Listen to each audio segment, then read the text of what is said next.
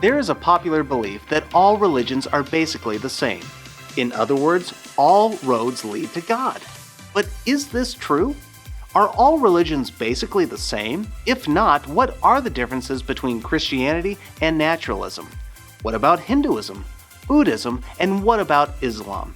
All of this and more on today's episode of the Hard Questions, Real Answers podcast with special guest, author and professor Ken Samples.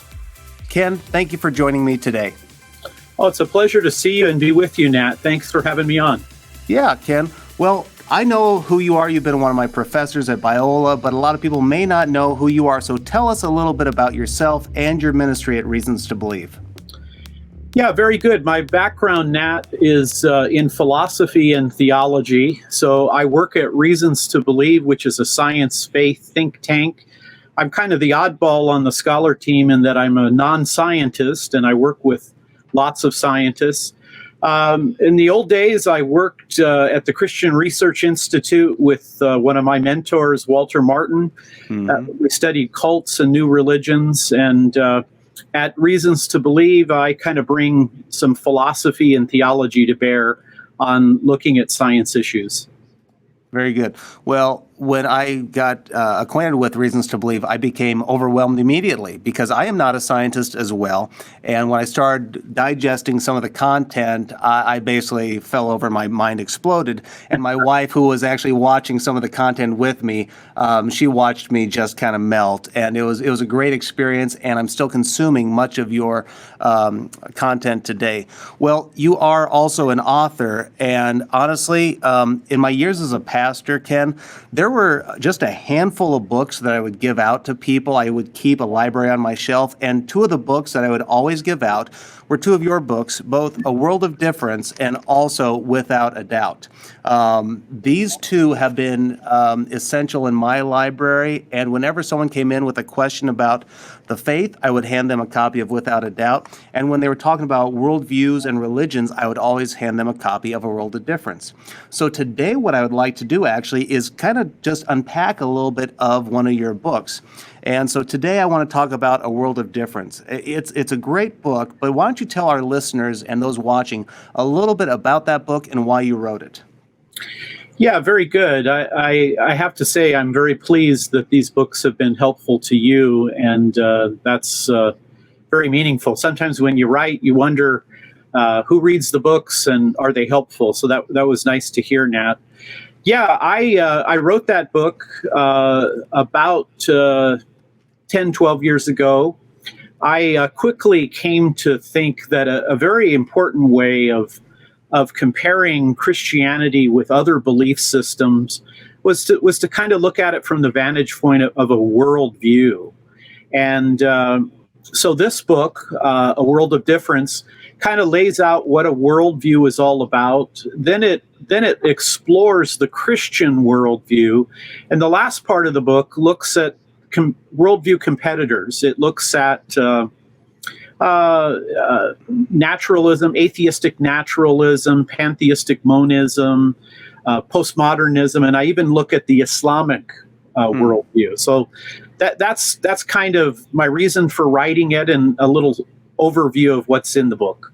Well, let's talk about that then, about what's in the book. You just mentioned a worldview. Now, in my experience, a lot of people don't even know what a worldview is. So can you unpack what a worldview is? Does everyone have one? Talk about that.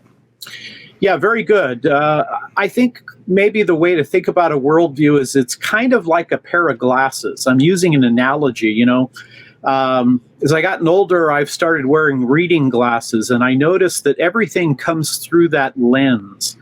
You could think of a worldview as like a lens in a pair of glasses. A good pair of glasses brings reality into sharper focus. So I can read a lot better with my reading glasses on. A faulty pair of glasses will distort reality, and we can apply that to a worldview. A good worldview will bring you into touch with reality. A faulty world will distort reality. And you can think of a worldview, too, as a cluster of beliefs, your view of God, your view of the world, your view of knowledge, ethics, history, values. So it's kind of a way of kind of making a big picture view of life and making sense of reality. Does everybody have a worldview? I think everybody who can think through the issues does. It's usually kind of fragmented when you're young. You usually adopt it from your parents. And for a lot of people, it's not well thought out. Well, I want to talk about truth in a moment, but before we get to the topic of truth, how do you discern a right worldview from a wrong worldview? Because with the glasses, it's real easy. You put them on and, everything becomes clear. But I mean, you have so many ideas coming at you today. It's hard to know who's right and who's wrong. So how do you tell? Yeah, that's a really good question, Nat. I think the clear answer is you apply some tests. The one thing I really like about Scripture, First Thessalonians 5:21, test all things and hold on to that which is good.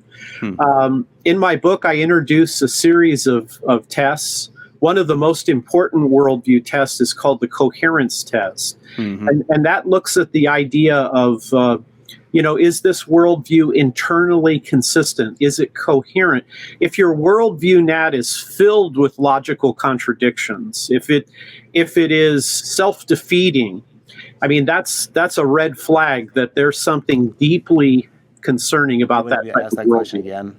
I'm sorry. For some reason, the internet cut out there a second. So can you answer that last question again? Sure.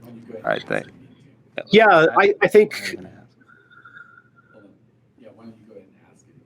Okay, just from the very beginning, how can we discern? Yeah. Okay.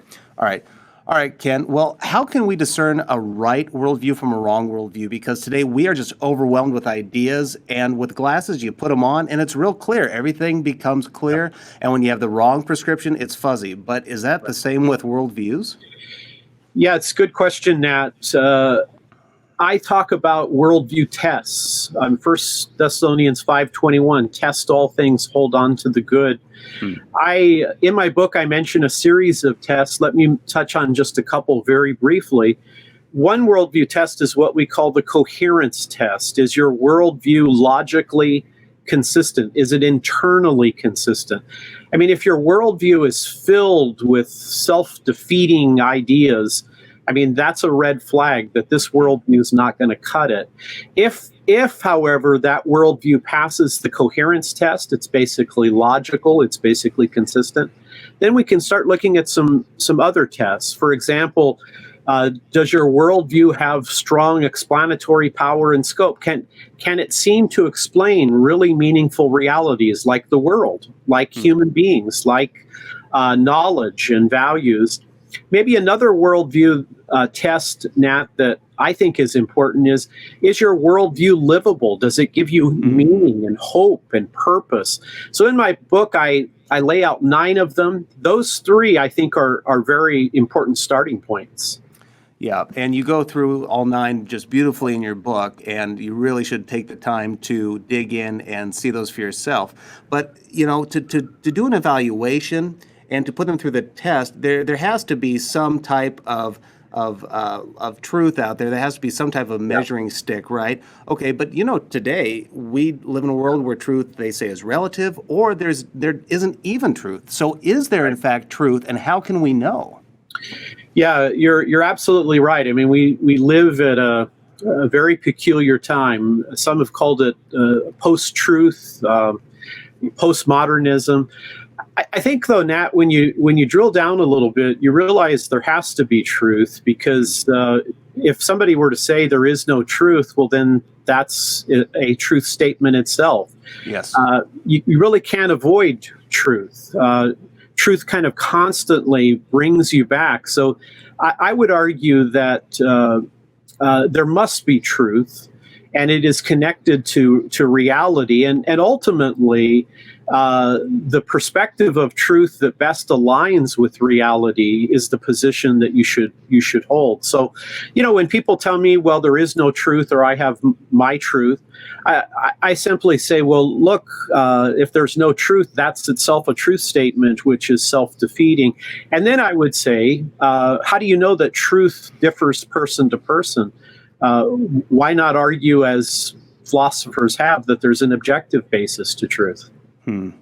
Well, I remember hearing J.P. Moreland once say, if someone says the truth is relative, go and steal their stereo, right, and see how quickly they respond to that idea of, an objective morality or whatever it is. But it's fascinating of the time we live, and it is a great challenge.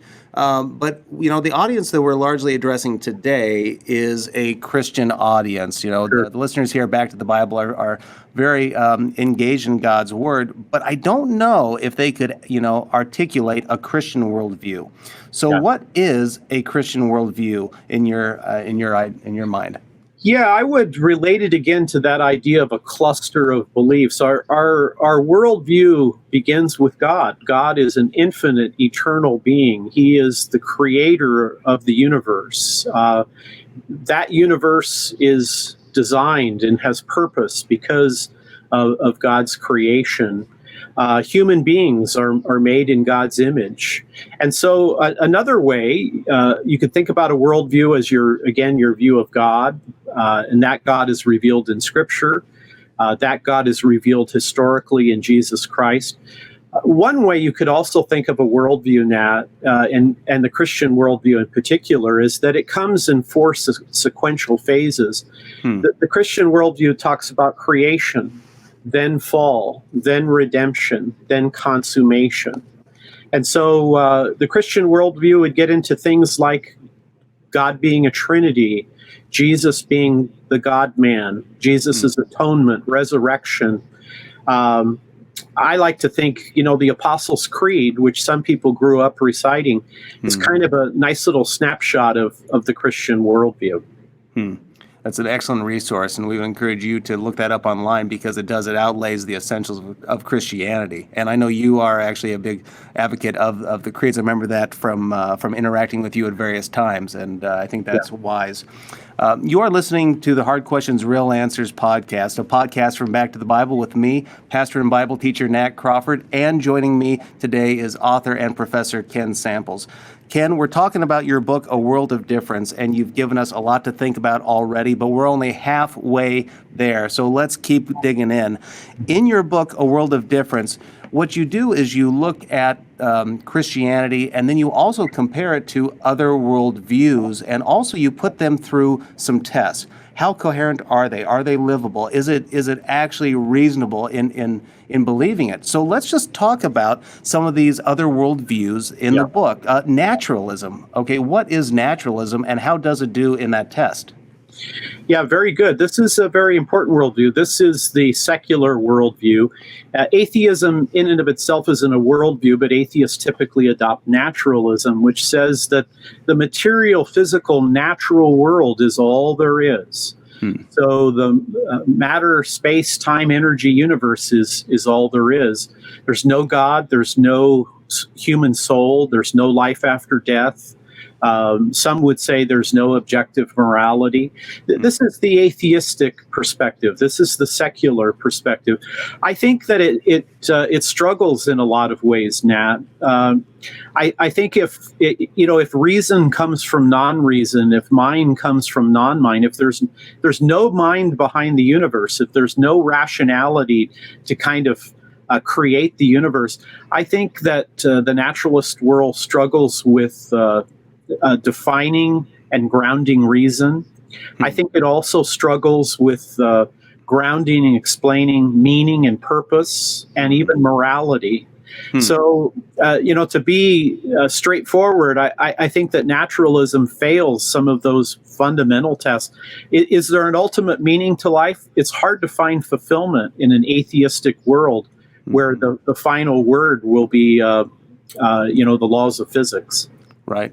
Well, in today's world, it seems like there's the rise of what they talk about, the nones, right? People who don't have any particular religious affiliation. And maybe this falls in there, maybe it doesn't. But why do you think naturalism and atheism is so popular today? Yeah, I'm glad you asked the question. I suspect that it is popular because, in one sense, we are broken, fallen people, and in a biblical context, we have a natural tendency to resist God, to suppress the truth and unrighteousness.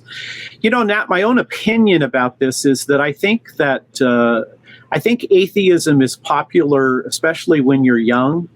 But as you get older and you start to realize that you're not the master of your fate, that you are much more fragile, I think sometimes people start asking deeper questions.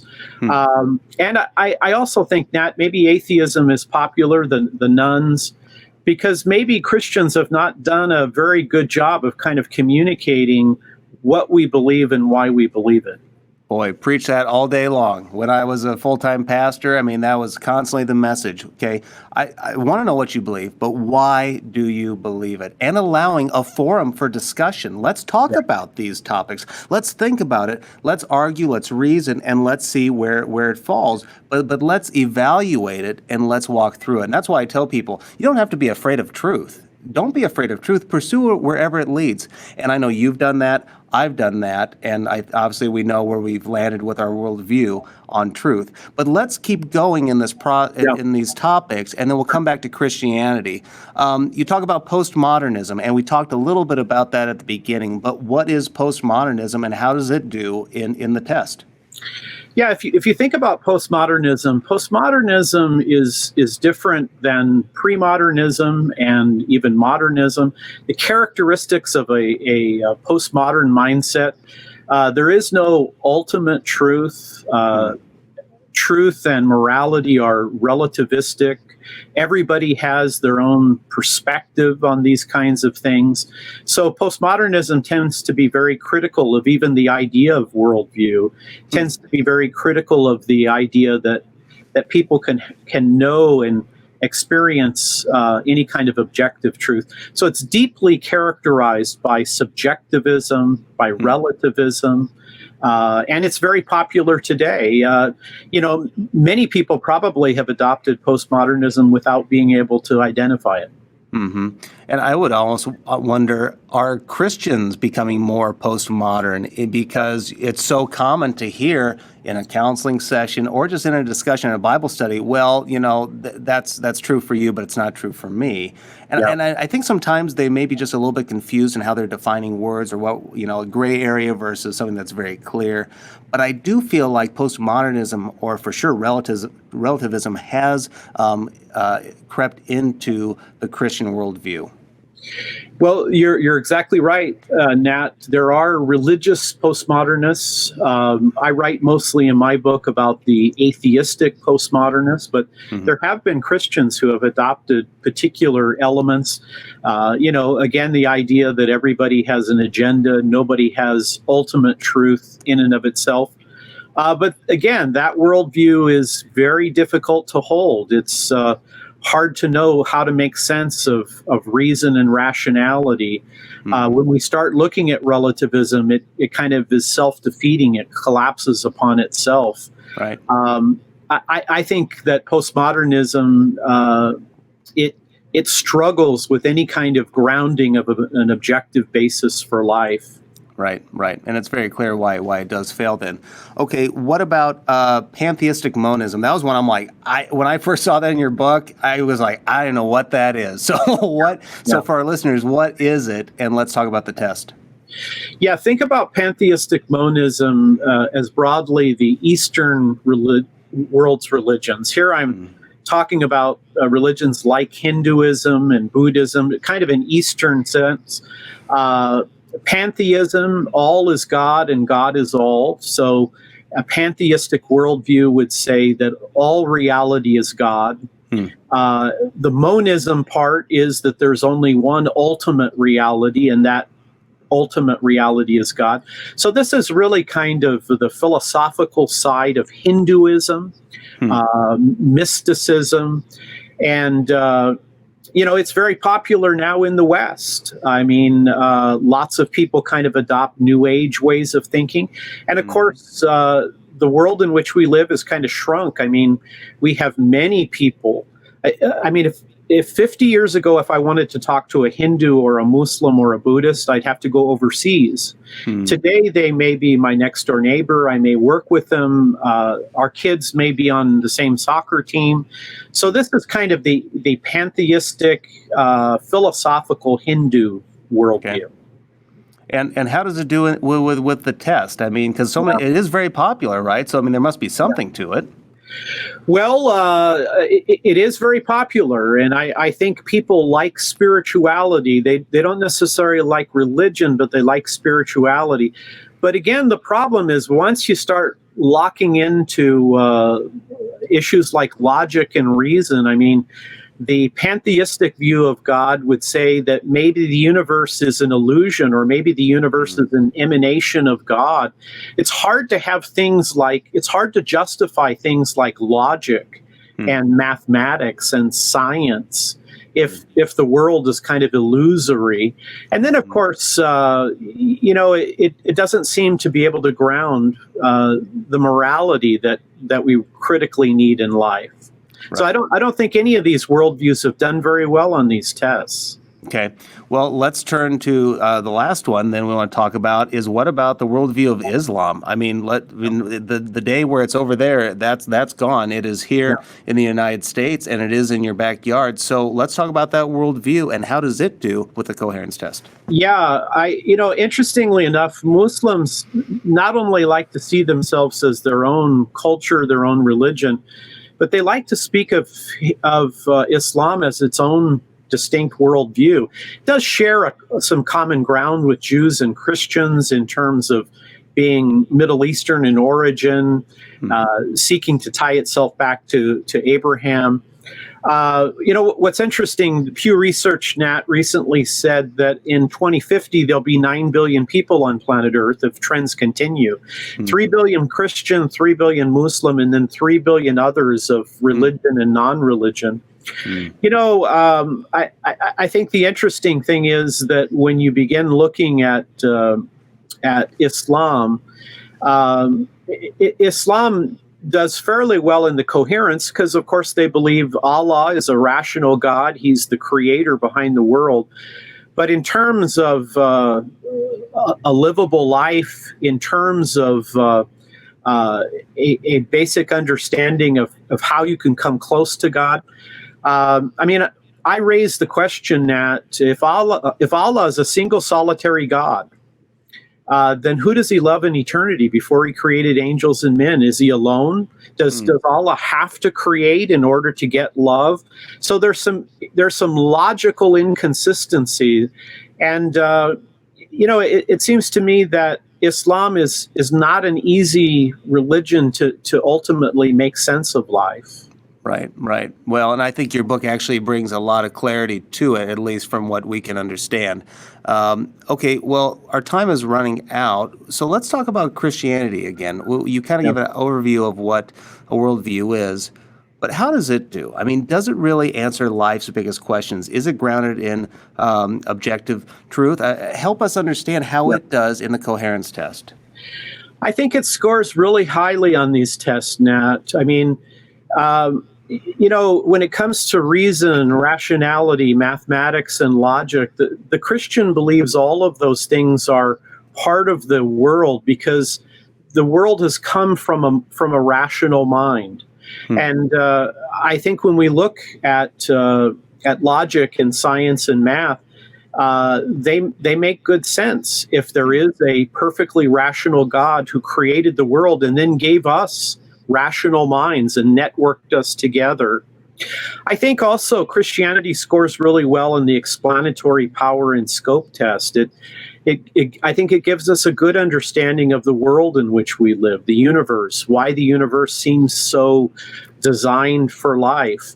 It also does, I think, an extraordinary job of explaining the human condition. Blaise Pascal, the great French physicist and mathematician, Pascal said humans seem to be an enigma of greatness and wretchedness. I think Christianity does a really good job of explaining the human condition, the good things we're able to do, as well as our brokenness, and the deep need for fulfillment and satisfaction that we have. Wow. Yeah, I would agree with your conclusion as well. And I'm personally very glad that I decided not to have a blind faith, but rather to have reasons to believe and have a faith that is life-changing, soul-saving, but also based on evidence and truth. And that's what we want for our listeners, and that's what you want for the people in your sphere of influence as well. Well, as we close out our program, Ken, how do people learn more about you, about your ministry and reasons to believe? Yeah, thank you, Nat. We have a really nice website at reasons.org. You can go on there, type in Ken Samples. I've written more than 500 blog articles. There's lots of tapes. And then, of course, my colleagues have done a lot with defending the faith from a scientific point of view. So reasons.org. Okay. We encourage you to go check them out and also pick up a copy of A World of Difference. Probably the best place to pick that up is on Amazon. Is that right? Good place to get it, and maybe at a good discount. Okay, fantastic. Well, we encourage you to do that. Ken, thank you for spending time with myself and our listeners today. Oh, what a pleasure. Thanks, Nat. Thank you for listening to the Hard Questions, Real Answers podcast. To learn more about our podcast, be sure you check out backtothebible.org. Also, if you enjoy our program, be sure to give us a rating and share us if you like us on your favorite podcasting app. Remember, ask the hard questions and only accept real answers.